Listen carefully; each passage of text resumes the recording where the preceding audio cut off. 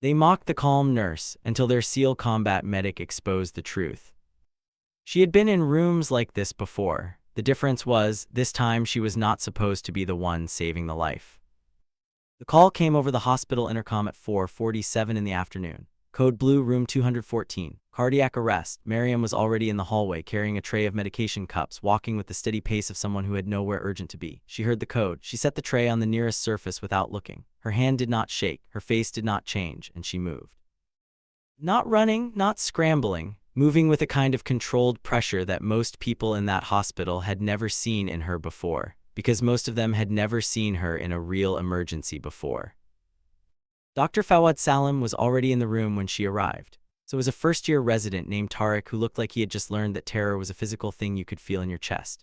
The patient, a man named Khalid Mahmoud, 53 years old, construction contractor, father of 4, lay completely still on the bed. The monitor above him was screaming in one long flat tone.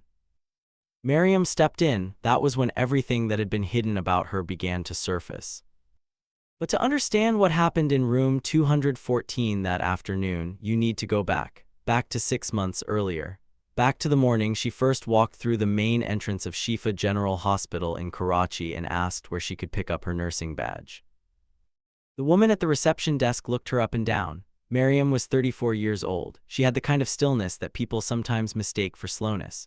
She wore her hair pulled back tightly. She had small faded marks along her left forearm that could have been burns or something else, and she always kept that arm slightly angled away in conversations. She carried no phone in her hand. She stood with her feet exactly shoulder-width apart even when she was just waiting for someone to find a document. Almost nobody noticed that last detail. Almost nobody. Nurse Farida noticed. Farida was 51, the senior floor nurse on the medical ward, and she had been reading people for 30 years the way other people read menus. She watched Miriam sign the papers. She watched the way Miriam held the pen. She said nothing that morning. She just filed it away. The first week, Miriam said almost nothing that was not required. She did her tasks. She checked charts. She took vitals with a kind of mechanical accuracy that should have impressed someone but instead only made Dr. Salim uncomfortable. He was a man who liked his nurses warm and a little deferential, and Miriam was neither. She was polite, she was quiet. But she had this way of looking at a patient's chart and then looking at the patient that suggested she was calculating something nobody had asked her to calculate. On the third day, she caught an error. Dr. Salim had ordered a dosage of a blood thinner for an elderly woman named Mrs. Akhtar. The amount was twice what it should have been given the woman's kidney function levels, which were in the chart and which the doctor had not checked carefully enough before signing the order. Miriam read the chart, read the order, stood still for a moment, and then went to Farida. She did not go to the doctor, she went to Farida. This was important, because going to the doctor directly, especially in this hospital, especially as a nurse who had been there 3 days, would have created a scene. Farida understood immediately what Miriam was showing her. Farida took it from there. The dosage was corrected quietly. Mrs. Akhtar never knew anything had almost gone wrong. Dr. Salim figured out what had happened 2 days later. He did not thank anyone, but he started looking at Miriam differently, not with respect, with something closer to suspicion. The small humiliations came steadily after that, not dramatic ones, the kind that are designed to be deniable. In the weekly ward meeting, Dr. Salim interrupted her twice while she was speaking to ask questions he could have waited to ask. He assigned her to the most administrative of the nursing tasks, the ones that kept her at a desk rather than at bedsides. When a visiting physician came to review patient cases, Salim introduced every member of the medical team by name and specialty and skipped her entirely. She was standing 2 feet from him when he did it. She said nothing. She looked at the patient chart in her hands and kept reading. Nurse Tariq, the first-year resident who was still young enough to be honest, watched this happen and felt embarrassed in a way he could not explain. He asked Miriam about it afterward in the hallway, quietly. She looked at him and said, "The work is what matters." He waited for her to say something else. She did not. What none of them knew was this. Before Shifa General, before Karachi, before the nursing uniform and the medication trays and the administrative assignments designed to make her invisible, Miriam Noor had spent 8 years in places that did not appear on her current resume. She had trained under a program that did not publish its training criteria. She had worked in conditions where the nearest sterile environment was something you created yourself from whatever was available. She had made decisions with 30 seconds and no backup and no second opinion. She had kept people alive on dirt floors and in the backs of vehicles and on mountain passes where the temperature dropped 40 degrees between noon and midnight. She had done things that required a kind of calm so complete it looked, to people who did not know what they were seeing, like indifference. She was not indifferent, she had just learned that emotion was a resource, and resources in her experience were things you managed carefully. 3 months into her time at Chief General, a small thing happened that should not have mattered but did. An orderly named Bashir was mopping the floor near the nurse's station and he knocked over a metal cart. It fell with a sudden loud crash. Everyone in the hallway flinched. A visiting patient's family member gasped. Farida grabbed the counter. Dr. Salim, who was walking by, stumbled sideways and knocked his shoulder against the wall. Mariam, who was sitting at the nurse's station writing notes, did not move. Not her hands, not her head, not her pen. She kept writing. Bashir apologized loudly for the noise and began picking things up. Mariam finished her sentence and then looked up and asked him if he needed help. Farida watched all of this. She stored it. She said nothing. It was on a Tuesday afternoon in November that the weight Mariam had been carrying began to press outward from the inside. She was alone in the supply room, counting a medication inventory when her phone buzzed with a message. She looked at it. The message was 2 sentences from a number she had not heard from in 14 months. She read the 2 sentences. She stood completely still for 6 seconds. Then she put the phone back in her pocket and finished counting the inventory. But when she picked up the clipboard, her left hand had a faint tremor in it, gone in 3 seconds, but it had been there. Whatever was in that message, it meant something was ending, or beginning again. Something she had left behind was still moving, and it had just found her address. The thing about the kind of life Mariam had lived before this hospital was that you never actually left it completely. The skills did not leave. The habits did not leave. The way you read a room for threats before reading it for anything else did not leave. What you could do is build a layer over it, something quiet and domestic and ordinary. A new name in a new city with a new job that used maybe 15% of what you actually knew how to do. You could live inside that layer for a while. Sometimes a long while, but the layer was always thin, and when something sharp came toward it, it tore easily. She had come to Karachi because she had a cousin here. She had taken the nursing job because it was the closest legal expression of what she had trained to do in the places she did not talk about. She had chosen a ground-floor apartment in a busy neighborhood deliberately, something she told herself was about convenience, and maybe it partly was. She had been doing something that looked a lot like hiding, but she would not have used that word. The message on Tuesday changed the calculation. She spent 2 nights thinking about it. She did not sleep much. On the second night, she sat at the small table in her kitchen with a glass of water and looked at the wall for a long time. The thing she wanted was simple. She wanted to stay here. She wanted this version of herself to continue. She wanted to keep walking into this hospital every morning and doing something useful with what she knew without any of the rest of it. But wants and needs are different things, and she had learned a long time ago that the thing she needed was not the same as what she wanted. On Wednesday, she came to work as usual. She checked her assignments. She started her rounds. She was in the hallway at 4:47 when the code was called for room 214. She set down the medication tray without looking and she moved. Khalid Mahmoud had been admitted 2 days earlier with chest pain that the attending physician had classified as moderate and scheduled for further testing. The further testing had not happened yet. His wife, a woman named Zainab, was sitting in the chair beside his bed doing something on her phone when he made a sound she would later describe as a sound she had never heard before from any person, and then he stopped responding. By the time Mariam reached room 214, Dr. Salim had started chest compressions, and Tariq was trying to set up the defibrillator with hands that were doing things without being entirely steady. A nurse named Sana was on the phone calling for backup. The room smelled of antiseptic and something underneath it, something biological and immediate, the smell that tells a trained person things before their eyes catch up. The lighting in the room was fluorescent, the kind that makes everyone look slightly ill, and in the reflection of the dark window on the far wall, Mariam could see the whole room laid out behind her as she entered. She looked at the monitor, she looked at Khalid's face, she looked at the rhythm on the screen, she looked at Tariq's hands on the defibrillator. All of this took less than 2 seconds.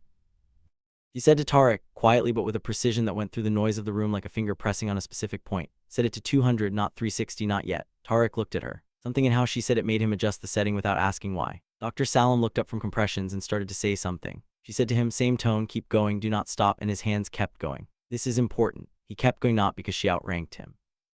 Because of how she said it, because there was nothing in her voice that was asking.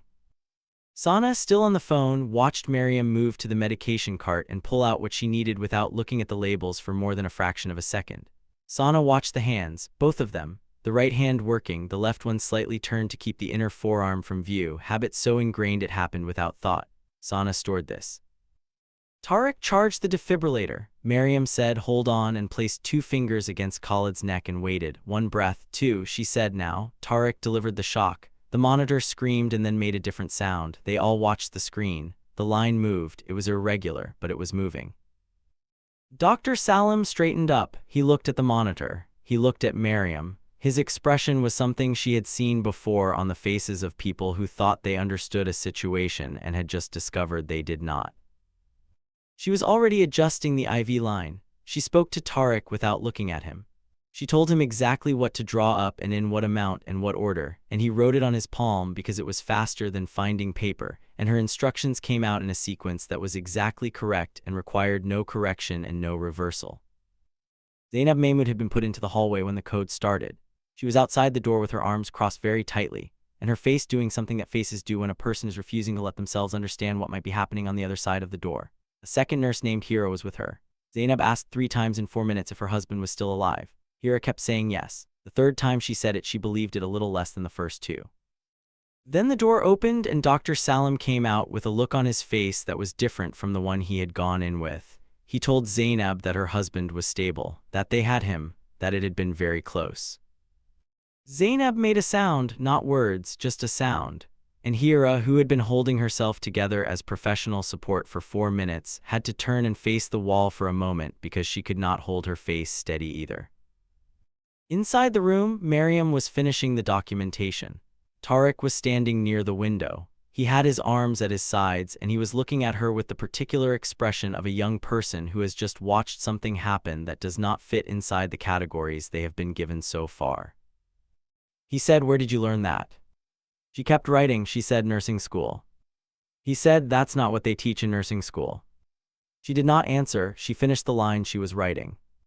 He said, "Your hands, the way you moved, the sequence you used. I've only seen that kind of sequence in military trauma protocol." She put the pen down. She picked up the chart. She said, "The patient needs to be moved to the ICU within the next 20 minutes. Will you flag that for Dr. Salim?" Then she walked out of the room. Tarek stood there. He looked at the documentation she had written. Her handwriting was exact and small, and every notation was correct and placed in the precise sequence that emergency protocol required. He had been in this hospital for 14 months, and he had not seen anyone write a code record like that before. He looked at the door she had walked out through. He looked back at the chart. He went to find Farida.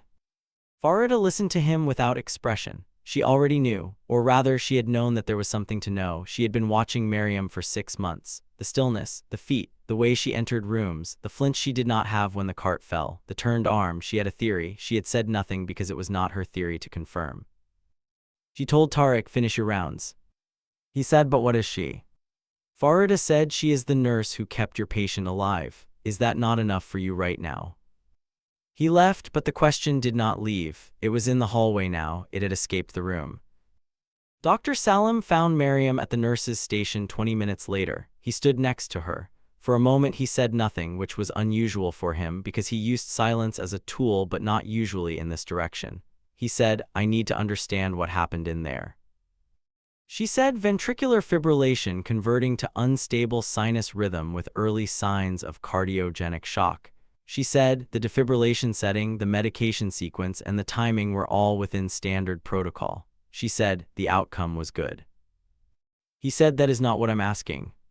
She looked at him. She waited. He said, "Where did you train before this?" She said, "My credentials are on file with administration." He said, "Yes, I looked at them." And then with the careful tone of someone managing something they do not have a full grip on yet, he said, "They are all in order. And also they do not explain what I watched you do in that room."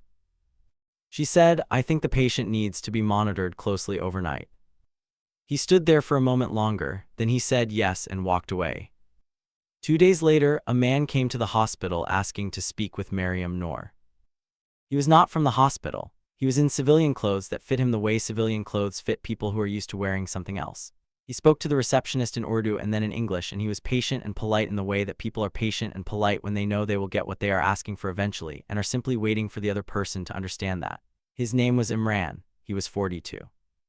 He had a stillness about him that matched Miriam's in the way that 2 instruments playing the same note can sound like one. Farida saw him from across the lobby. She watched him for 3 seconds. She went to find Miriam. She found her in the medication room. She said only, "There is a man in the lobby for you, and he is not a patient and he is not a family member." Miriam's hands stopped moving just for 1 second, then they kept moving. She said, "What does he look like?" Farida described him in 3 sentences: the stillness, the clothes, the patience. Miriam set down what was in her hands carefully. She said, "I will go in 5 minutes." Farida said, "Should I call anyone?" Miriam looked at her. Something moved across her face that was not fear exactly, but was in the same neighborhood as fear. She said no. She said, "It is fine." Then she said more quietly, "If I am not back in 30 minutes, please check on the patient in 218. She needs her 6 p.m. medication." Farida said, "I will check on her at 5:55. She said it in a way that meant she had also heard everything Miriam had not said. The lobby had 2 exits. Miriam walked toward the man named Imran from an angle that gave her a clear sightline to both of them. He saw her coming and he did not stand up, which meant he was also doing his own calculation about the space. They sat in chairs near the window. The afternoon light was pale amber coming through dusty glass, and it made the whole lobby look like a photograph from 10 years ago. He said her name, she said his. They had known each other before. This was not a meeting of strangers. This was a meeting of 2 people who had last spoken in a different country, in different clothes, under very different circumstances. He said, "We have a situation." She said, "I know, I got the message Tuesday." He said the message did not have details. She said, "I know what the message meant without details." He said, "We need someone who understands field trauma at a level the standard teams do not have. 2 weeks, maybe 3, then it is done and you come back." She looked at the window. She watched a car pull slowly out of the parking area. She said, "I am not going back." He said, "I know that is what you want." She said, "It is not just what I want. I built something here. It is small, but it is real. I work with patience. I do something with what I know. I am not using it in the other way anymore." He looked at her hands on the armrests of the chair. He said, "What happened 2 days ago in room 214 is already going around. Someone saw something, asked something, it moves fast." She said, "I know."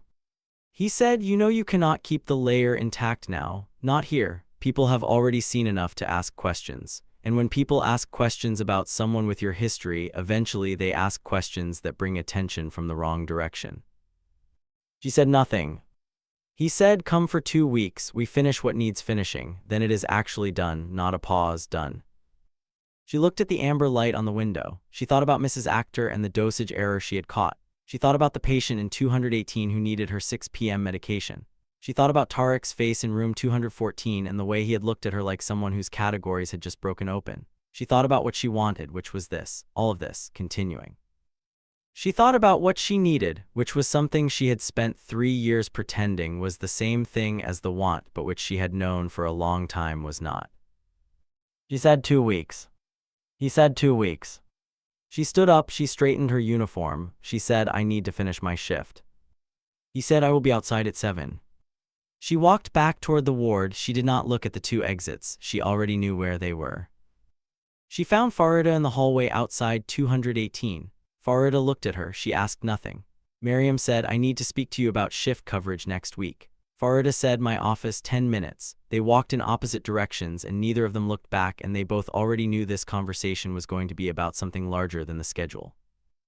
That evening, Dr. Salim stayed late. He sat at his desk and pulled up Miriam's personnel file again. He read through it one more time. Everything was in order: nursing degree, certifications, references from 2 hospitals in Islamabad, all legitimate, all verifiable, and all somehow the wrong shape for the person he had watched work in room 214. He sat with the file open and he felt the specific discomfort of someone who has been operating with incomplete information for a long time and has only just realized it. He thought about how he had interrupted her in the meeting, how he had introduced the visiting physician to everyone in the room except her, how he had given her the desk assignments. He sat with that for a moment. He did not feel guilty exactly. He felt something more complicated than guilt. He felt like a man standing in a room he thought he understood who has just discovered there is a door in the wall he never noticed. He closed the file. He did not know what to do with what he knew, which was that he did not actually know very much. He did not know what she was. He did not know where she had been. He only knew what he had seen in room 214 and what he felt when she had said keep going in that voice that made his hands keep moving. He knew that whatever Miriam Noor was, she was not what the file said she was. And he knew, with the particular honesty of a man alone in a quiet office at 9 in the evening, that he was not sure she had ever been a threat to him. He was not sure the discomfort he had been creating for her was about anything other than the fact that she had made him feel, from the first week, like the less capable person in the room. He turned off his desk lamp, he sat in the dark office for a moment, then he left. Zainab Mahmoud came back to the hospital the following morning. She had been told her husband was stable, that he would need surgery in the coming days, that he would have a long recovery. She came with her eldest daughter, a serious-looking young woman of about 20 who had her mother's eyes and was writing everything down on a notepad. Zainab stopped at the nurse's station and asked for the nurse who had been in her husband's room during the emergency. Sana was at the station. She said that would be Nurse Mariam. She is in the ward right now. Zainab said she would like to speak with her. Sana went to find her. Mariam came to the station.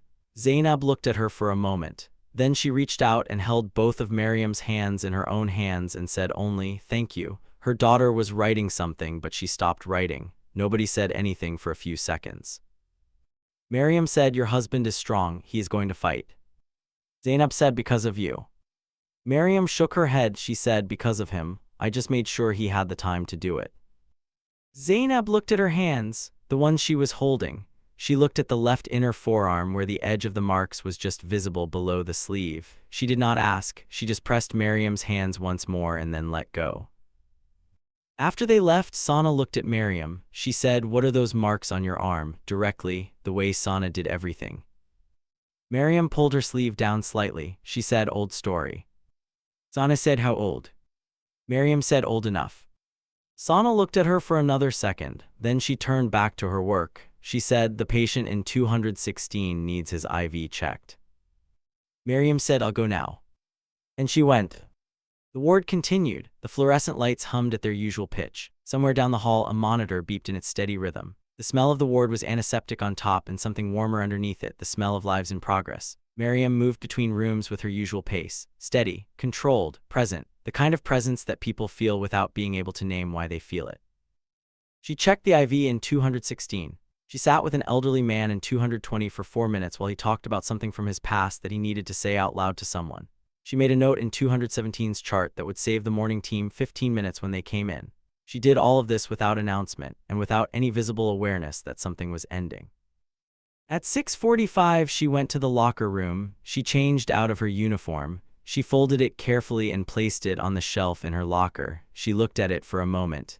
Then she closed the locker. She walked out of the hospital into the evening. The air outside was cool and slightly damp, the smell of Karachi at the edge of the night, exhaust and sea salt and something cooking somewhere close. The parking area lights were orange-yellow. She could see Imran's car at the far end. She stood on the hospital steps for a moment. She felt the shape of what was leaving, the morning shifts, the medication counts, Farida's office with the too bright lamp, Tariq's face the first time he saw something he could not categorize, the patient in 218, the folded uniform on the shelf. She thought about what Zainab had said. Because of you, she had said no, but she had felt the weight of it, the real weight, for the first time in 3 years. She walked toward the car. The marks on her left arm were covered. Her feet were shoulder-width apart. Her hands were at her sides and they were not shaking. Somewhere inside Shifa General, the patient in room 214 was asleep with a monitor tracing the rhythm of a heart that was still beating. His wife would come back in the morning. His eldest daughter would bring the notepad. The chart on his door had a notation in small exact handwriting from the nurse who had been in the room when it mattered most. That notation was correct in every detail. It would guide his care for the next 48 hours. And the person who wrote it would not be there to see what it made possible. That is the thing about the kind of work that changes things. It does not need a witness to be real. It only needs to be done. She got in the car, the door closed, the city kept moving all around it.